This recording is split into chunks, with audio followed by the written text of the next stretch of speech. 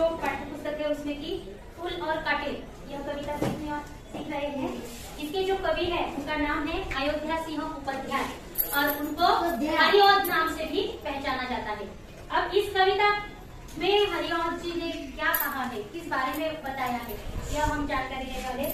तो इस प्रस्तुत कविता में कवि ने यह कहा है कि कोई भी आदमी उसके कल्प फूल में जन्म लेने से बड़ा या छोटा नहीं होता। मतलब कोई बड़े घर में या अच्छे घर में जन्म ले रहा है तो उसकी बड़प्पन उसके फूल से नहीं होती है, तो उसके कर्मों से, अच्छे काम से होती है।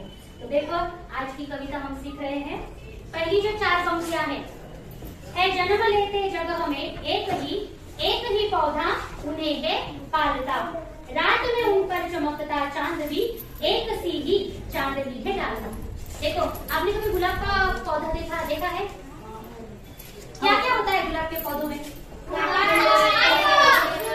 फूल, कांटे। तो देखो फूल, अगर आपने गुलाब का पौधा देखा होगा तो उसमें फूल भी है और कांटे भी है ना। तो आज की हमारी जो कविता है उसका शीर्षक वही है फूल और कांटे। तो कवि कह रहे हैं कि दोनों भी एक ही जगह पे जन्म लेते हैं। हाँ, एक ही पौधों पे दोनों ने जन्म लिया है, लेकिन एक ही फूल पौधा जो है इन्हें पालता है। देखो फूल को भी पौधा एक ही पालता है और कांटों को भी। और रात में उन पर जो चांदनी फैलाता है वो दोनों को भी एक जैसे ही फैलाता है। दोनों में अंतर है, लेकिन सबके सामने मतलब एक ही जगह पे वो जन्म लेते हैं तथा वह एक ही पौधा उन्हें पालता है। एक ही चांद उन पर समान चांदनी फैलाता है। आगे की पंक्तियां, मेह उन पर है बरसता एक सा, एक सी उन पर हवाएं है बनी, पर सदा ही यह दिखाता है ढंग उनके एक से होते नहीं। देखो जो बादल है, बादल एक ही जैसा उन पर बरसता है। क्या फूल है और फूल पे ज्यादा बरसेगा? नहीं ना, कांटे पे भी वह उतना ही बरसता है। और हवा जो चलती है वो हवाएं कैसी बहती है? एक जैसी बहती है।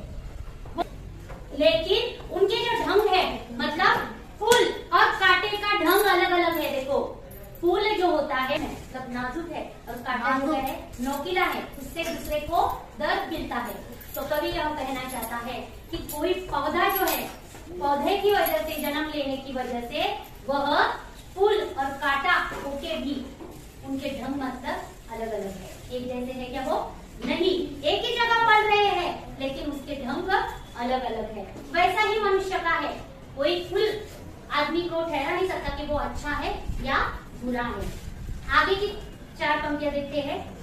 छेद कर काटा किसी की उंगलियां, छेद कर काटा किसी की उंगलियां, फाड़ देता किसी का वर वसन, प्यार डूबी तितलियों के पर कतर, भौर का है वेग देता शाम तन। देखो काटा कैसा है?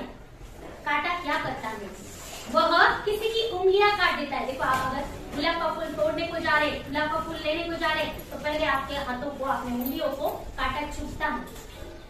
वैसे ही वह किसी का सुंदर वस्त्र, मैंने कहा वसन मतलब क्या? वस्त्र, वह फाड़ देता है। काटा चुभता है और उसमें वस्त्र में, और वह कपड़ा वह फाड़ देता है। तथा जो तितलियां फूल पर मंडराती है उनके भी वो जो पर रहते हैं, तितलियों के पर होते हैं ना, कितने सुंदर होते हैं वो भी काटे क्या कर देते हैं? काट देते हैं। और उसके साथ साथ जो भौरा रहता है, भौर बोला है यहाँ पे, तो जो भौरा है वो फूल का रस पीनाता है ना, रस पीने के लिए वो फूल की तरफ आता है, तो उसको भी, उसका भी तन यह जो काटा है वो क्या करता है? छेद देता है। इस तरह का कांटे का जो गुण है, कांटे के जो अपन क्या बोलते हैं, उसके जो कांटे का बुरापन है, उसके इस चीजों से दिखता है कि वह किसी की उंगलियां काटता है, किसी का वस्त्र काटता है, किसी तितलियों के वह पर काट देता है, साथ साथ ही भौर का वह तन को वह छेद देता है, मतलब उसको भी वह काटता है। अब देखो फूल के क्या गुण है? एक ही जगह पे दोनों है, लेकिन फूल का गुण अलग है। क्या गुण है फूल का? फूल लेकर तितलियों को गोद में, भौर को अपना अनूठा रस पिला, निज सुगंध और निराले रंग से है सदा देता कलीजी को खिला। देखो क्या कहा है? एक ही पौधे पे दोनों है, लेकिन कांटे के अलग है, कांटा अलग देता है लेकिन फूल अलग देता है। तो देखो फूल क्या करता है? कि वह तितलियों को अपने गोद में लेता है। मतलब देखो, आपने देखा होगा कि फूल पे पंखुड़ियां होती है, उस पे तितलियां आके बैठती है, तो उसका मतलब क्या, वो अपने गोद में लेता है और भंवर को अपना रस पिलाता है, जो मधु रस रहता है। आपको मालूम है, जो मक्खियां जो रहती फूल में से मधुगंध निकालती है और शहद मिलता है। तो ये जो शहद मिलता है, तो ये मधु फूल के जो अमीठा रस होता है उसमें से मिलता है, तो उसको फूल देता है, भंवर को देता है वो।